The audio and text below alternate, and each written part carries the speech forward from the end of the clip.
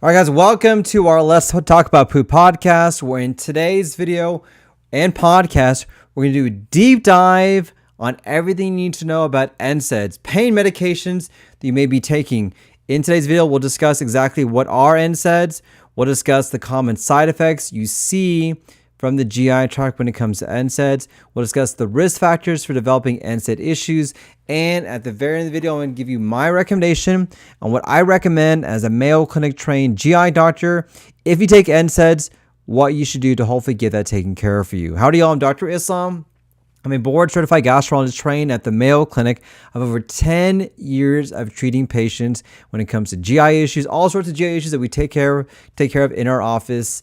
And if you want to learn more information, subscribe to my channel, subscribe to my podcast, and come see us if you live here locally so we can find out exactly what is going on when it comes to your gut health to get you feeling better. So first off, we'll discuss what exactly are NSAIDs. Let me know in the comments down below if you're watching the live stream. If you know somebody who takes NSAIDs or you take NSAIDs yourself, let me know in the comments. Type in NSAIDs or pain medications or something along those lines so I can see exactly how many individuals that you know take these medications. What exactly are NSAIDs? NSAIDs are medications that we take for pain.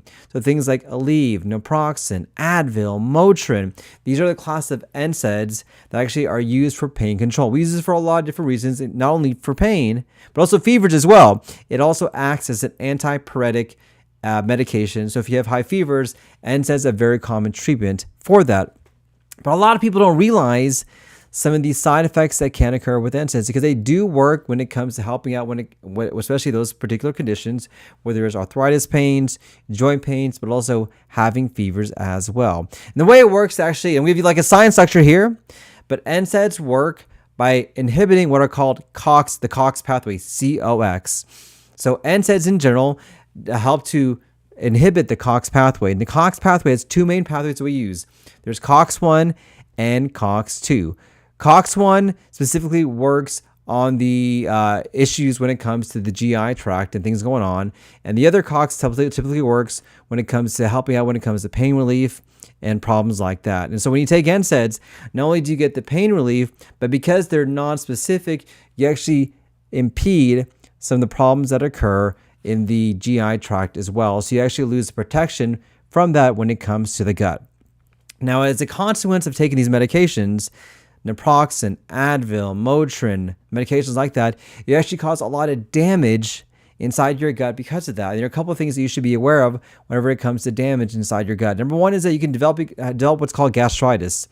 So gastritis can manifest as abdominal pain, bloating, indigestion, just not feeling very good and feeling fuller quicker, earlier, and more often. We can actually see inflammation in the stomach from people who take NSAIDs. In fact, today I did an upper endoscopy or an EGD on an individual that had discomfort in the upper GI tract. You can see small little craters, which are pre-ulcers in the stomach from taking chronic anti-inflammatory medications. And so this can manifest in multiple different ways, including feeling pain, feeling nausea, getting full quicker, or just having a lot of just early satiety, not feeling very good inside the gut. This is a very common manifestation of that whenever you take NSAIDs when it comes to your GI tract. Number two is ulcers. Peptic ulcer disease, one of the most common risk factors for ulcers are actually taking these medications. In fact, I'll tell you a story of a patient of mine. I had a patient a couple of months ago that was taking anti-inflammatory medications for neck pain. And then all of a sudden, this individual started developing really significant bleeding, black stools. Black stools were coming out of this individual's bottom. He was just pooping black. He became lightheaded, became dizzy. He actually went to the emergency room and his hemoglobin, which is typically normally around 14, was at 7. He lost half of his blood because of just this pooping out black. And so I did an emergent upper endoscopy on this individual and I actually found a rip-roaring ulcer that was bleeding in the stomach. And he actually ended up having that taken care of. We were able to treat that and he came to realize that the reason he was having these ulcers is because he was taking pain medication, an NSAID, to help relieve his pain.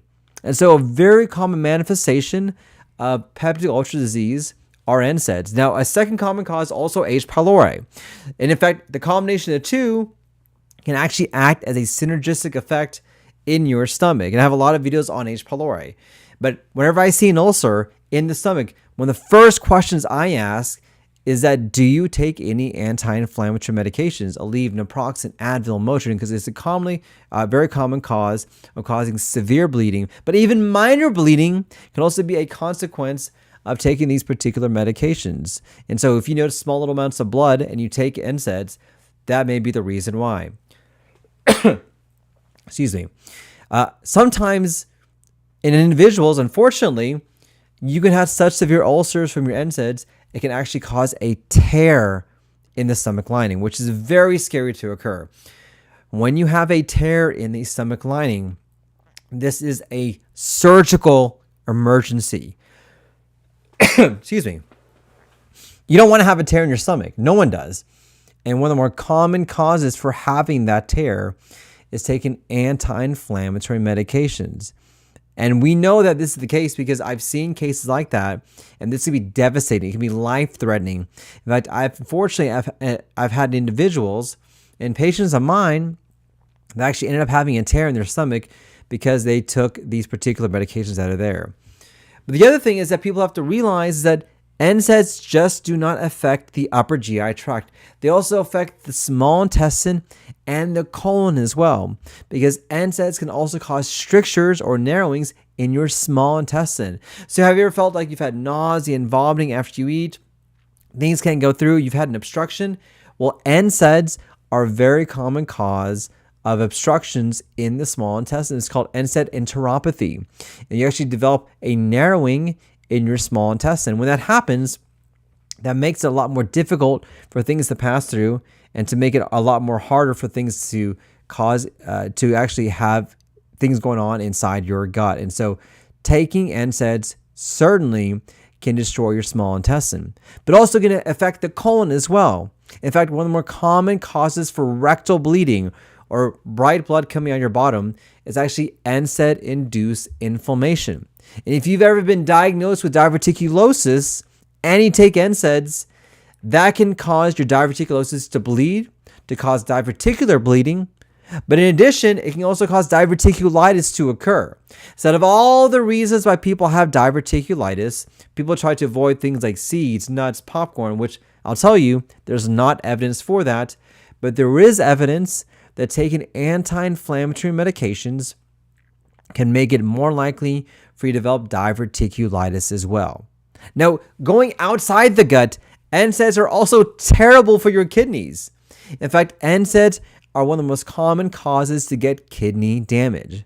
So not only are you affecting your gut, not only are you affecting your upper GI tract, not only are you affecting your small intestine, not only are you affecting your colon, you're actually destroying your kidneys as well. And so there's so many problems when it comes to NSAIDs. In fact, I am surprised that NSAIDs actually are allowed, just willy-nilly over the counter because of all the significant side effects that people have had with NSAIDs. Let me know in the comments if you're watching the live stream if you know somebody who's had injury from taking long-term NSAIDs.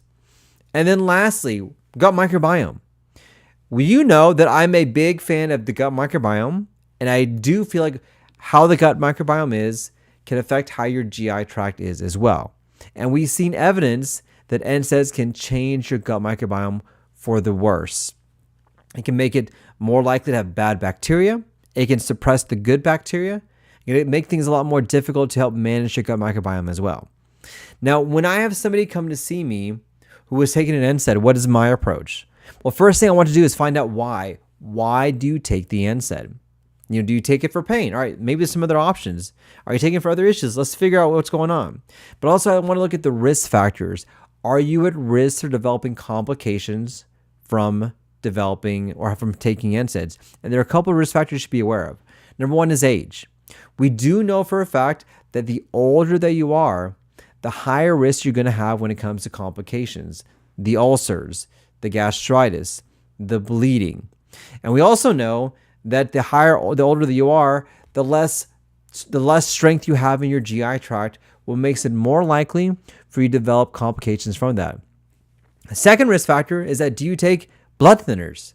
So things like Plavix or Coumadin, Brilinta. If you take that on top of taking an NSAID, you are almost doubling or tripling or even quadrupling your risk factor for complications. So I look and see, are you taking a blood thinner on top of your anti-inflammatory medication? Because if you are, that is not good as well. Number 3, do you have a prior history of an ulcer? Have you been diagnosed with an ulcer? Have you had bleeding from an ulcer? Have you been hospitalized for an ulcer? Because that automatically puts you at a much higher risk factor for developing complications from that. Next, have you been taking NSAIDs for a long time, or is it just a short term? Have you been taking NSAIDs for weeks or months? Because we know the cumulative effect of taking NSAIDs can occur and can make it more likely for you to develop complications. The other question I asked is, do you take steroids on top of that? Steroids are known to thin the blood and thin the lining of your gut. And so if you take NSAIDs and you take steroids, that further can erode the lining of your GI tract. And so for a lot of my patients who have arthritis issues, they may be on NSAIDs and they may be on steroids. And that may be kind of what's going on. And so I want to make sure that's not the case. And then lastly, I mentioned before, remind me, the 2 risk factors for ulcers are NSAIDs and H. pylori, a bacterial infection. And so I will check to see, do you have this H. pylori that's there? Do you have that bacterial infection that makes it more likely for you to have almost double or triple the risk factors for developing ulcers or inflammation in your gut? Because if you do, then obviously I want to treat that and get that taken care of for you. This is kind of my approach when it comes to that. Now, here's what I tell my patients, and here's what I'm going to tell you, my audience. What can you do? Because I know we have pain. Pain is real. And I know that pain is something that it is debilitating. It's terrible to have, and we need some ways to relieve your pain. So the first thing I want to ask is there a different alternative for pain options? Can we try a different medication that's not an NSAID? Can we consider trying Tylenol? Tylenol at the recommended doses is very safe. And so we want to try and see if there's a different option for that. Number 2, I'll look at the risk factors. Are you older? Do you take blood thinners? Do you take steroids? Do you have a history of a problem? Because if you do, that already has red flags in my mind that, okay, we have to manage that and figure out what's going on. Number 3, I will put you on an acid medication. Out of all the things you can do besides stopping your NSAID, being on an acid medication as protection can help out to minimize or decrease your risk factors. This is why commonly when you're in the hospital and you're sick, we will put you on an acid medication to help prevent ulcers from developing as a protection.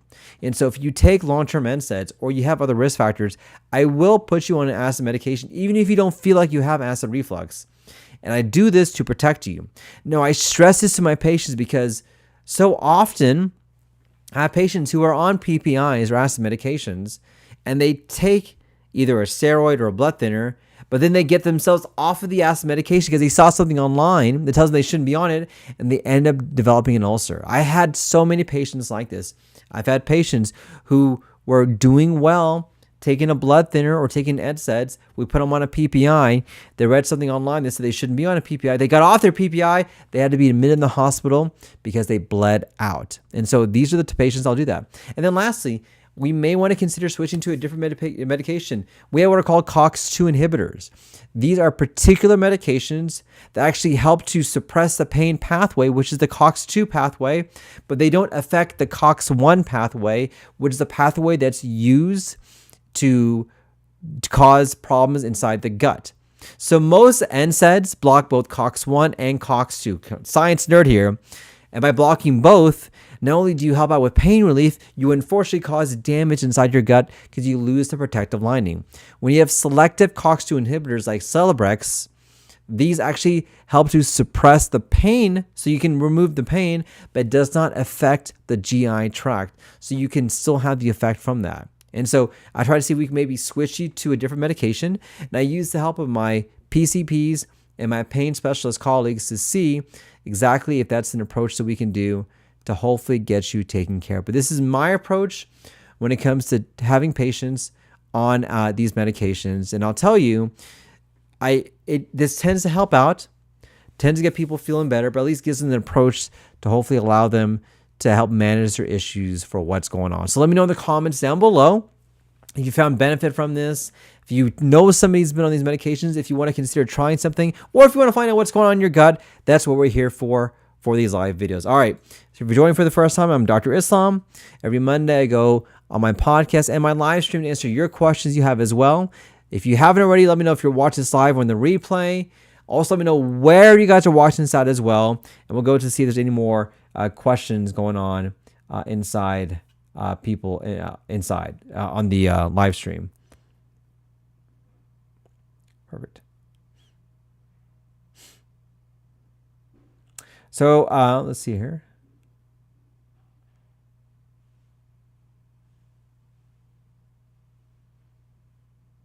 Perfect. So one of the questions is, what exactly are NSAIDs? So like I mentioned before, so NSAIDs are medications like Aleve, naproxen, Advil, Motrin. These are medications that people typically use for pain. Obviously, you can get some over the counter like Advil, but some have to be prescribed as well. But always, as usual, make sure you speak to your doctor first before you make any changes when it comes to your gut health as well. Let's go on TikTok here and see if there's any questions I can have here.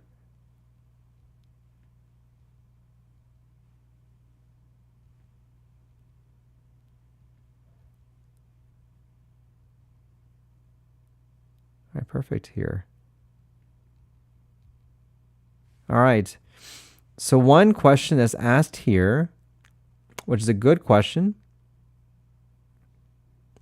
is what can I do to prevent ulcers from forming? All right, this is a great question. All right.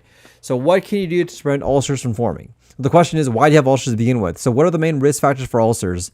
There are a couple of them. Number one, I mentioned before, taking medications like Aleve, naproxen, Advil, Motrin can make you develop ulcers. Number two, if you have a history or diagnosis of H. pylori, which is a gram-negative bacterial infection, this can also cause you to develop ulcers as well. Number three, sometimes even stress can make ulcers develop or get worse as well. So if you've had that, one thing we always recommend is that once you've been diagnosed with an ulcer, it may be worthwhile to push you on an acid therapy to make sure an ulcer doesn't come back. Number two is that we also want to make sure you don't have the risk factors for developing an ulcer. So if you take pain medication like Aleve, naproxen, Advil, and Motrin, we want to stop that. If you take medications like blood thinners, you may want to consider stopping that as well, or at least want to put you on an acid medication to help minimize some of the side effects. Number three, if you've been diagnosed with H. pylori and have active H. pylori, we'll treat that as well. And these are things that we typically use to make sure ulcers don't come back and to get that taken care of for you and hopefully resolve that as well. All right, perfect. Great questions. All right. Perfect. All right, guys. I think those are the main questions that we had from today. I want to thank you for watching. If you haven't already, don't forget to smash that like button, like, share, and subscribe. If you like what you see, if you like what you hear, don't forget to subscribe to my channel. Look forward to seeing you guys on future videos. Thanks and take care. Have a great day.